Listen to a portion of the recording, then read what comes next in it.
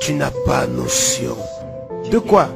À quel point est proche le retour du Seigneur ton Dieu. C'est proche. Vous êtes la dernière génération. Les enfants qui aujourd'hui sont encore en vie n'arriveront jamais jusqu'à la phase adulte. Oh, regardez. Regardez ça. Les enfants d'aujourd'hui, qui existent aujourd'hui, n'auront même pas le temps d'arriver jusqu'à l'âge adulte. Non, n'y arriveront pas. Le ciel est déjà vide. Les anges sont déjà prêts à sonner la trompette. Et ton Dieu est déjà prêt à venir chercher ses élus. C'est seulement vous qui ne pouvez pas le voir. Mais ses pieds sont déjà au-dessus de notre tête à chacun. Il n'y a plus de temps pour rien. Il n'y a pas. Donc tu es en train de dire qu'il y a 2 ans en arrière, tu as reçu cette responsabilité. Je l'ai assumée. Qui t'a donné cette responsabilité? Le Seigneur Satan.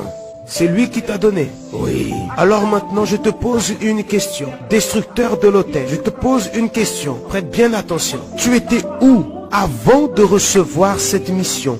Où tu étais? Travaillant avec le peuple dans la rue pour qu'ils ne réussissent jamais à voir l'église. Alors là dehors, tu étais déjà en train de travailler? Oui. Et maintenant, j'ai reçu la mission ici à l'intérieur. Et maintenant, tu as reçu la mission ici à l'intérieur? C'est ça. À l'intérieur des églises? À l'intérieur de l'église. Et je suis le chef. Tu es le chef. Tu agis aujourd'hui à l'intérieur de l'église. C'est ça. Pour refroidir les serviteurs de Dieu. Ou bien tu ne le sais pas. Tu sais ô combien sont remplis le nombre de pasteurs qui ont quitté la présence de ton Dieu. En l'espace de 2 ans, j'en ai fait sortir beaucoup que personne n'imaginait. Que personne n'imaginait. C'est moi. C'était toi. Parce que je peux. Tu peux. À partir du moment où la personne cesse d'obéir à la parole du Seigneur ton Dieu, elle me donne de la force. La personne se détruit, la personne est détruite. Non pas parce que je l'ai mis, non, mais par manque d'obéissance. Alors, ce n'est pas toi.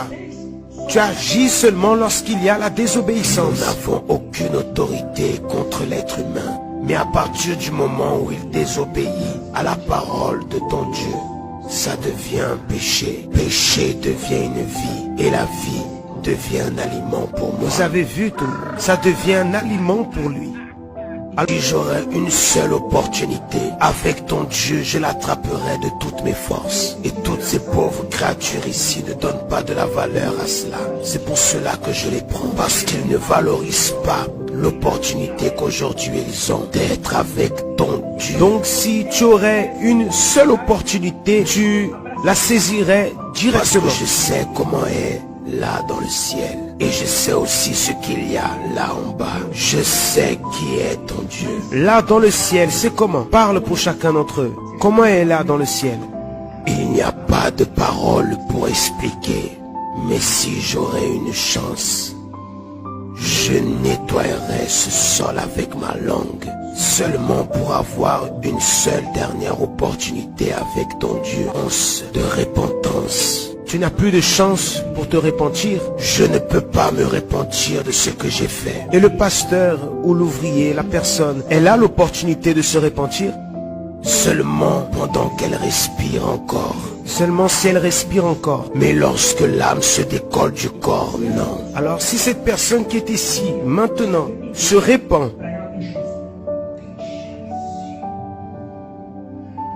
mais je ne reste pas sans rien faire. Je persiste jusqu'à la fin. Jusqu'à la fin. Mais s'ils se repentissent, se livrent à Jésus, changeant de vie, lâchant le péché, lâcher tout ce qui est erroné, elle en a encore. Quand elle se repent pour de vrai, qu'est-ce qui se passe avec elle dans ce moment de la repentance, qu'elle va à l'autel et se livre à Jésus? Qu'est-ce qui se produit? Automatiquement, toutes les entités qui avaient été envoyées pour la tuer perdent toute leur force et ils sortent des chemins de cette personne. Alors si elle prend sa vie et qu'elle la livre au Seigneur Jésus, elle est libre dans le même instant. Mais si elle le livre avec sincérité, parce que beaucoup livrent, beaucoup vont devant l'autel, pensant qu'ils sont en train de lui plaire, mais ils ne sont pas en train de comprendre que ton Dieu est assis au-dessus et il voit l'intention de chaque personne. Beaucoup vont là devant et demandent pardon pour leur mauvaise vie, mais avec l'intention de reprendre leur vie normale et commettre des mauvais péchés de nouveau. Et c'est pour cela que leur vie ne change pas. Je n'attache la vie de personne. C'est la propre personne par ses propres attitudes. Beaucoup sont en train de dire c'est attaché, mais lorsqu'ils sortent d'ici, ils font ma propre volonté. Quel est ton nom? Destructeur de l'autel. Destructeur de l'autel, c'est ça. Qu'est-ce que tu fais, destructeur de l'autel, dans la vie d'une personne? Qu'est-ce que c'est que ça, destruction de l'autel? Je suis celui qui est en train de travailler dans la vie de ceux qui servent ou qui ont déjà servi ton Seigneur, ton Dieu. Donc tu es celui qui travaille dans la vie de ceux qui servent et dans la vie de ceux qui ont déjà servi. Comment tu agis? Ouvre ses yeux. Comment tu agis? Le refroidissement. Plus encore. Le refroidissement.